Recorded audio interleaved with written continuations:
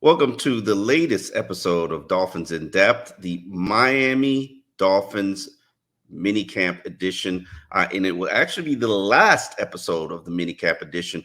Our initial plan was to do it daily for you every day that Miami had practice for the 3-day minicamp. However, to no one's surprise, because this is kind of the tradition here in South Florida, Mike McDaniel canceled the final day of practice. They are going to do a walkthrough. They're going to meet as a team, but they're not having on-field work. Obviously, he liked what he saw during the 2 days, and the Dolphins have decided to pretty much get the players off their legs. I remember in past years, Joe Philbin took the team to Dave and Buster's one year, which was actually the first time I met Brent Grimes. They did they did a charity event. Teams do those things all the time. But what I do find interesting is that the Dolphins had a certain allotment of OTA practices and field work and off-season work that they could have done.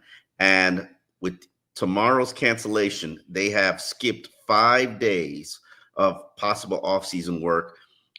This is an interesting approach that Mike McDaniels is taking.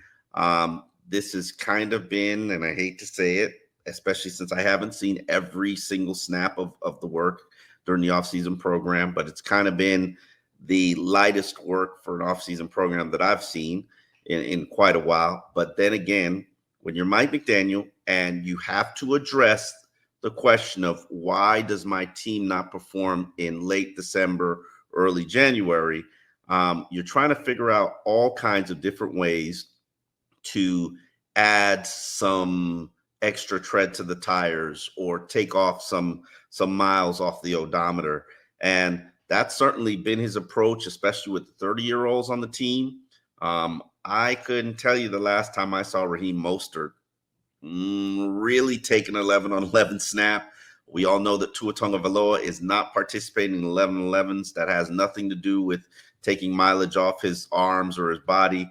That has more to do with his contract. And coincidentally, Mike McDaniel acknowledged and admitted that Tua is holding himself out of 11-on-11s intentionally, and this was something that was agreed upon with him and Tua, that Tua would be not participating in 11-on-11s as a sort of sit-in protest about not getting his contract, but he's not holding out. He's participating in 7-on-7s. That's the only work he's doing.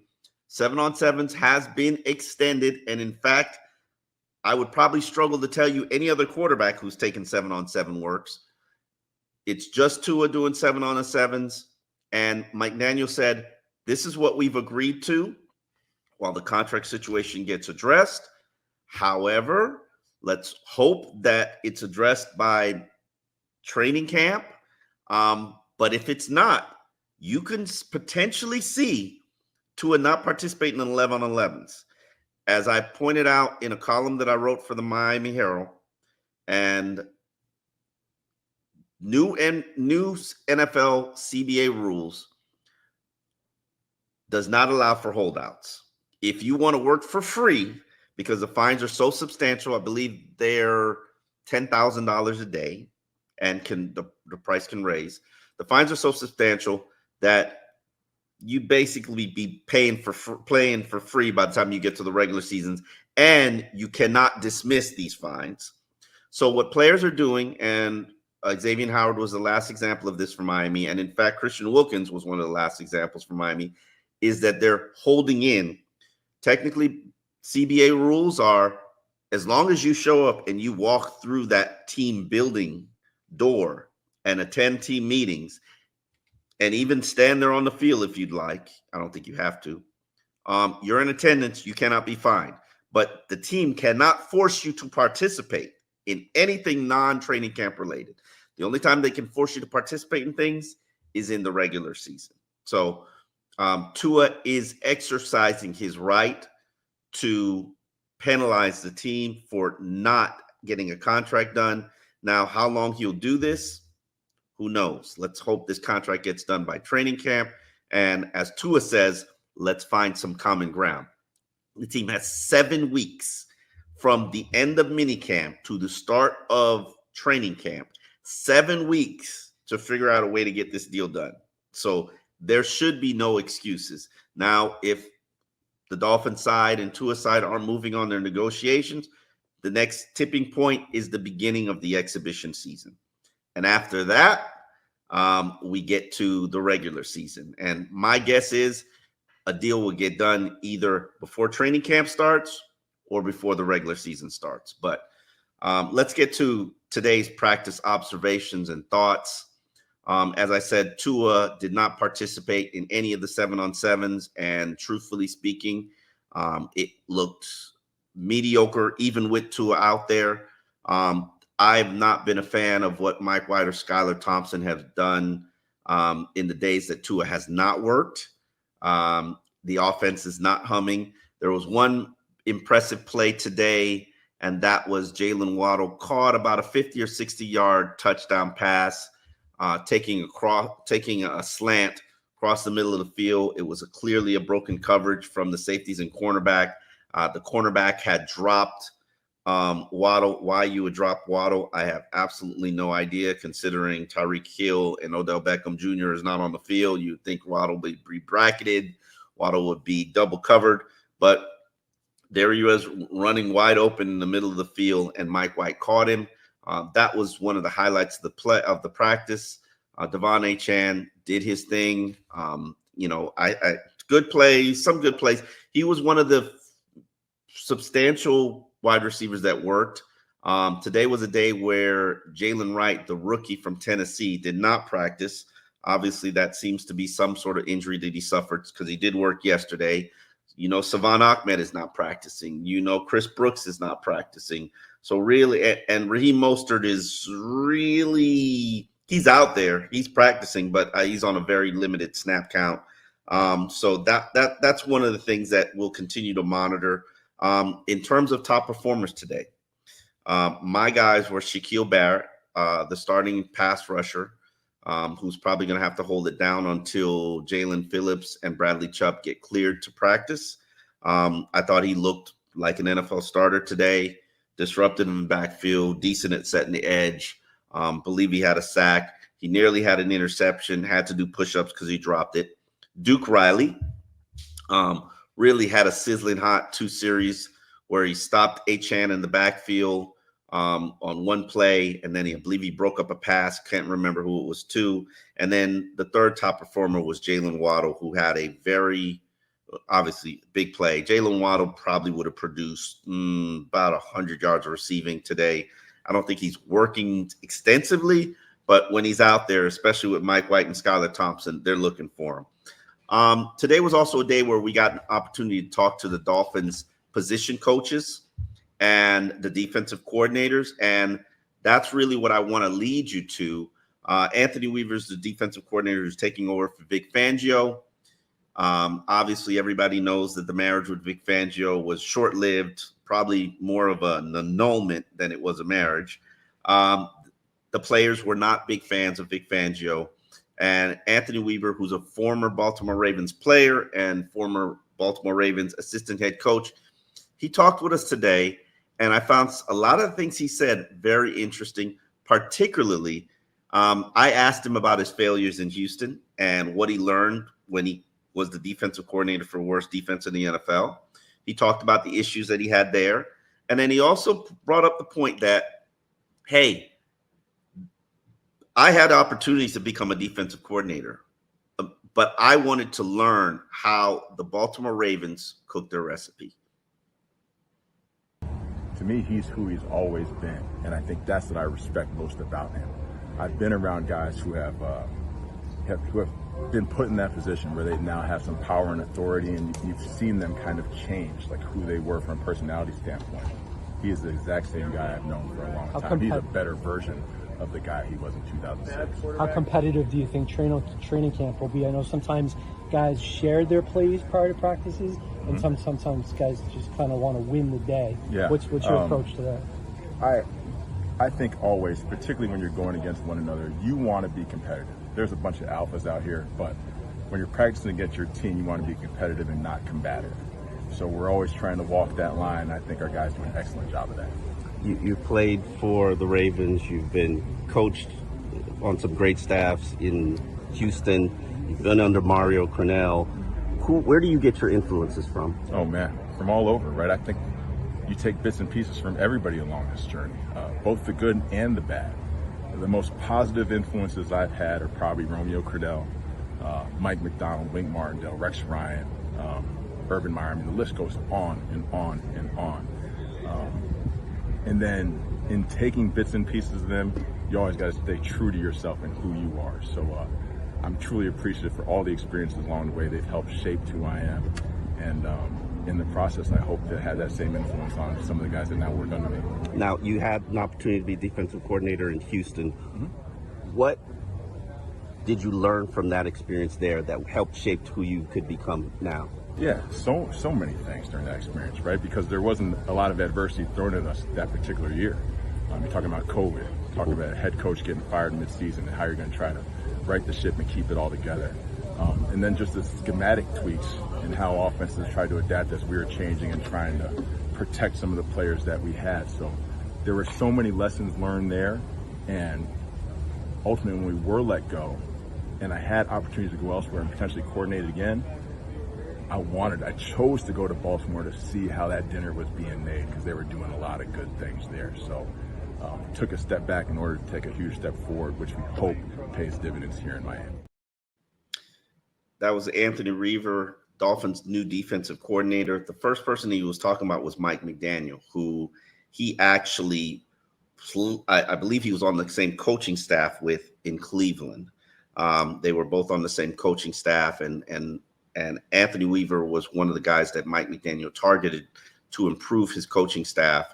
Obviously, when you lose Vic Fangio, it's going to be a tough loss, and it'll be interesting to see how this defense performs. That's one of my biggest concerns about this team moving forward into 2024.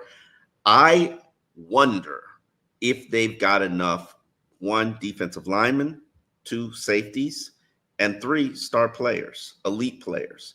When you look at the defensive line, especially in the first portion of the season where you don't know if you're going to have Jalen Phillips and Bradley Chubb, and even if you do have them, you know they're not necessarily going to be playing at 100% or going to be on a limited snap count. The only stars you really have on your team are Zach Sealer. Maybe you can put Jordan Brooks into that category, even though he hasn't really established himself as an NFL star, and neither has Zach Sealer.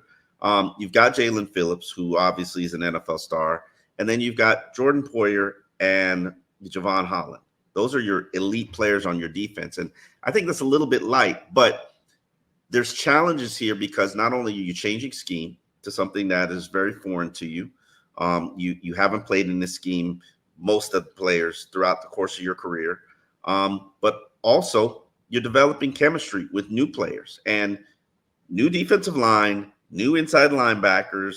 Right now, for the early start of the season, new edge rushers, a new safety combo, and 1 new boundary cornerback in Kendall Fuller. So these are going to be challenges, and it's really going to be on the leadership to ensure that they overcome it. And Zach Sealer talked about some of those challenges. Have you been talking with any of the new guys? Yeah. It's been great. Brooks has been great. Talking to him, he's obviously directly behind me, so he's always talking. Poyer is really cool to hear him back there, relaying calls, and which can affect us or not affect us each play, which is really good to get that communication down from back down. So, have you hung out with them outside of? I have not. I've been a little busy. Yeah. Little 11-week-old baby, so my wife and I have been a little busy. So, but it's been great to get to know them, and I'm excited for camp, being here with those guys, and being here this season. Hopefully, we can get back to those Thursday night hangouts. Zach, with this defense, how helpful is it for you that you've been in the Baltimore system, and is it much crossover compared to what you've done in the past? So that was 5 years ago and a couple coordinators ago. So it's been, some things have kind of triggered in my head, like, oh yeah, I remember that call, I remember how that was played, or what we looked for when we did those reps. So it's been really cool to kind of circle back to that as a veteran and kind of taking it with a different perspective. I'm like, oh yeah, that's why we're doing that. You know, sometimes as a rookie and a young guy, you really don't know what's going on or why you're doing something. You're just kind of make sure you do it to the best of your ability. Especially me, I was obviously not in the best spot in Baltimore, just from a growth perspective, so I wasn't growing at the rate I should have been. So it's cool having grown down here, learning football more, playing better, to come back and circle around and play in this defense is a lot of fun. There's going to be supposedly a lot of rotation. How does that impact you from a chemistry standpoint? Because I know you and Christian, you guys didn't even need to talk to know what you guys were doing. Yeah, no, it was we didn't, and that just takes. There's nothing that beats that. Raekwon was the same boat. We could get out there with those guys for 3-4 years.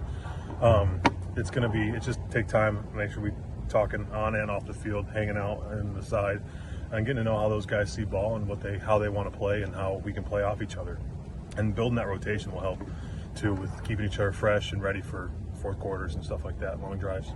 Zach, are you expecting a lot of early season attention? We know Christian isn't going to be there. We don't know if Chubb and Phillips are going to be there. Do you think offenses are going to really hone in on you early in the season? I don't know about that. I'm not other offenses, but I think it's going to be a big. I mean, there's 11 guys. There's a lot of us out there can make plays, and I think we're going to do a great job, kind of like Omar asked, with the rotations and kind of rolling guys through in different packages and whatever we're doing. So I think it's going to help just really make ourselves multiple on defense.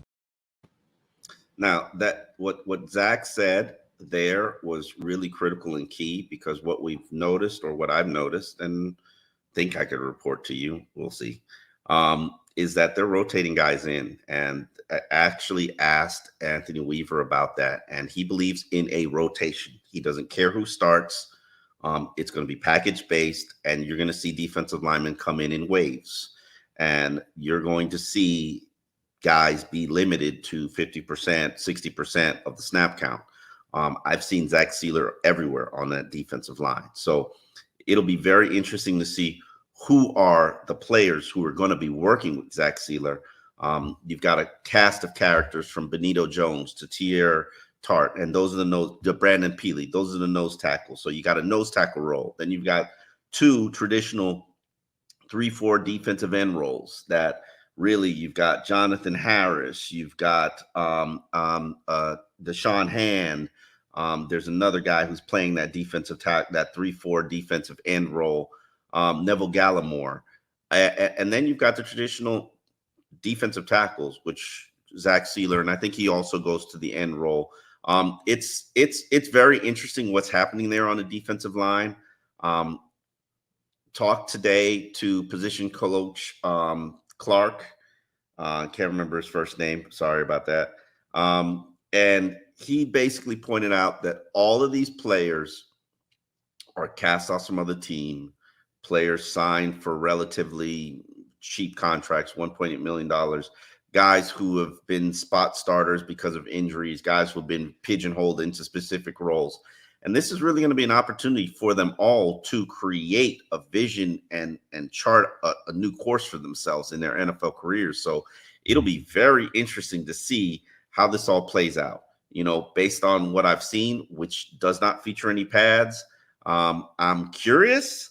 I'm certainly not confident. I am on record as saying they need another veteran presence, similar to how I view Teron Armstead as a veteran presence on that defensive line. While I do have respect for Zach Sealer and think he's a good vet, think he's potentially a good leader, good spokesman, is he ready to carry that leadership role, that leadership mantle on his shoulders all by himself?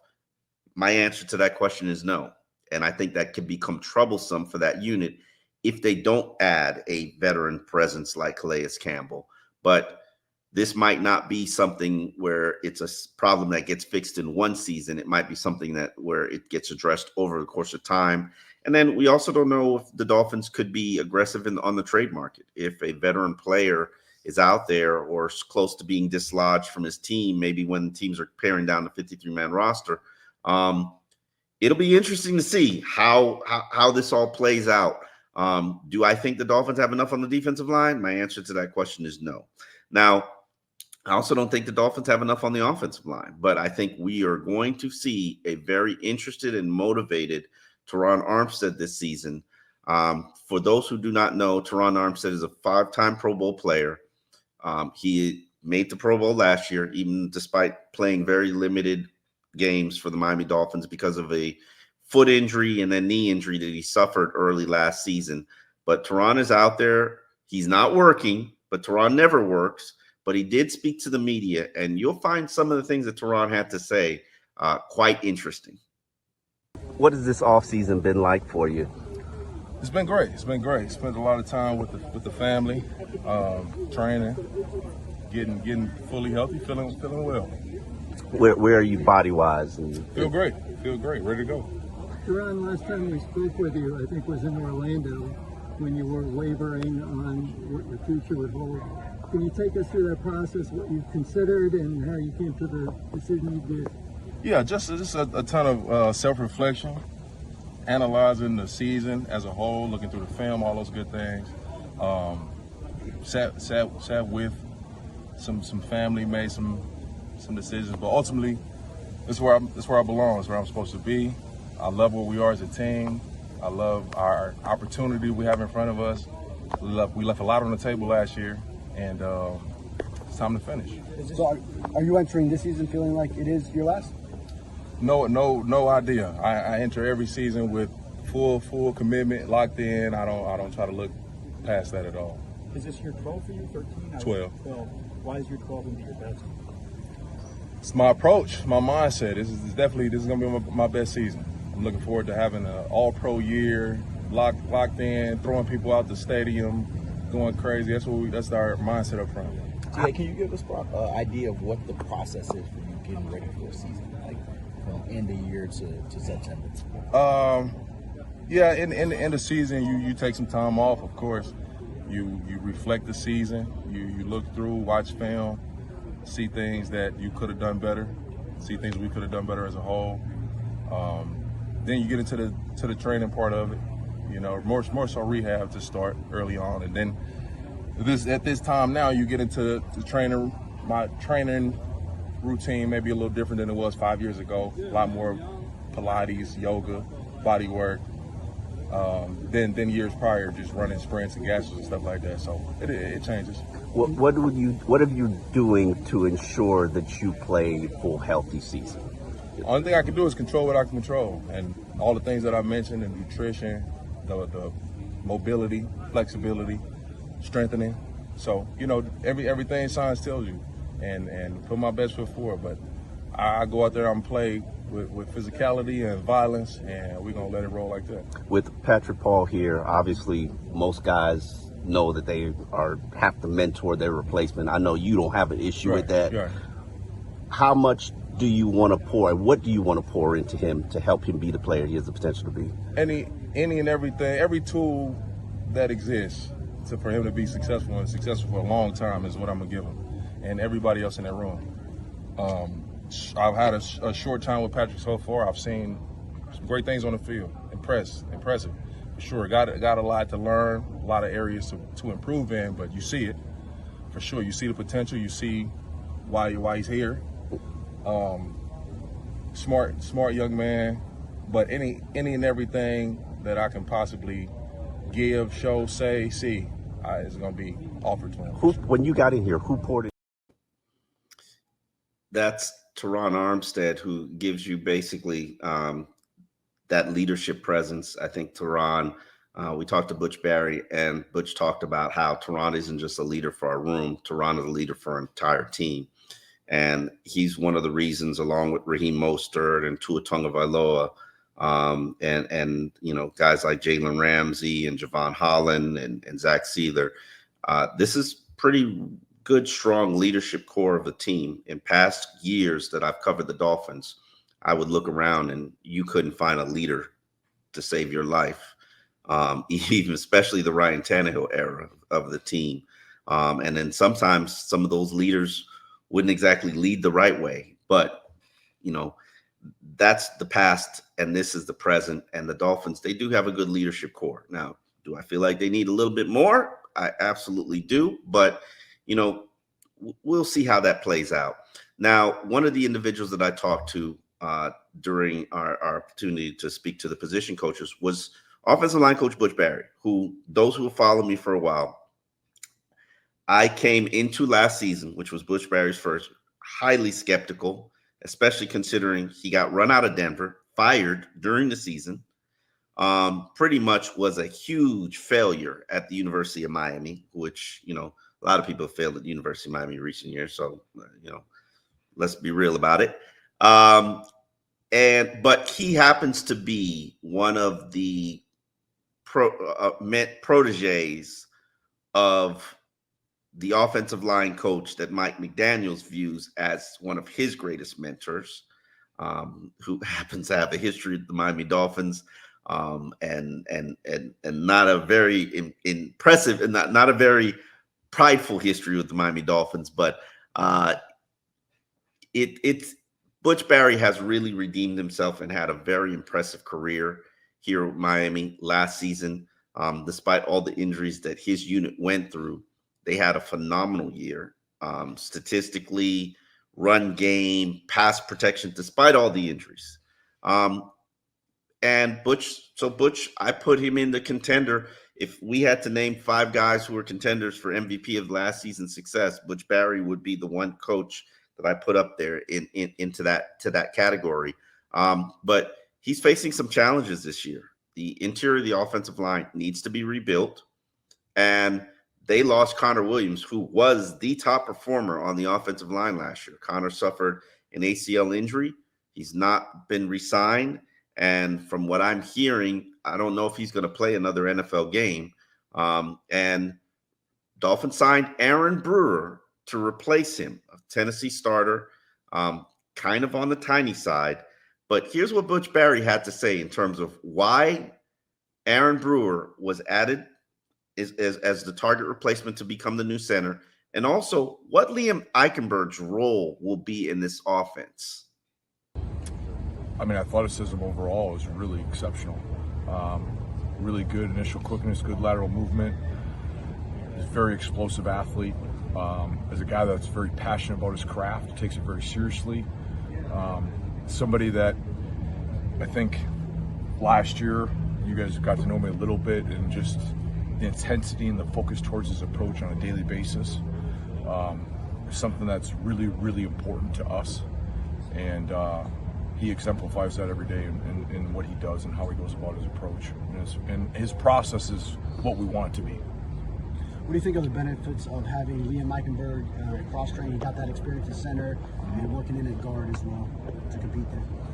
Well, anytime that you can cross-train, I think it helps your ability to maximize your capacity of the whole offense, right? So when you're a guard, and then you got to play center. Okay, so now you're playing center, and now you have to make the declarations in our system, right? And so you have to help run the offense with the quarterback, right? Obviously, it starts with him in the play call, but then when you're at the line of scrimmage, you have to help set it all up. So that is Butch Barry, the offensive line coach for the Miami Dolphins, and he was addressing the addition of Aaron Brewer, who practiced this week. He hadn't participated in any of the OTA sessions. When I say Aaron Brewer is small, he is 6'1", 295 pounds. I'm not sure I have ever in my career covered a 6'1" offensive lineman, but we'll see where that goes. Very athletic, able to get to the second level. But here's my question and concern. Can he anchor against the power pigs and the nose tackles that collapse the pocket on a regular basis, the Christian Wilkins of the world? And we shall see. On that note, we've got a end of minicamp press conference with Mike McDaniels tomorrow. And that will wrap up the offseason program for the Miami Dolphins, who will have a break of about 6 weeks before the team has to report for the start of training camp. And we'll be here, Dolphins in Depth, giving you coverage throughout the entire break season. So hopefully you'll tune in. I'm Omar Kelly, Dolphins columnist for the Miami Herald, and you're watching Dolphins in Depth. See you next time.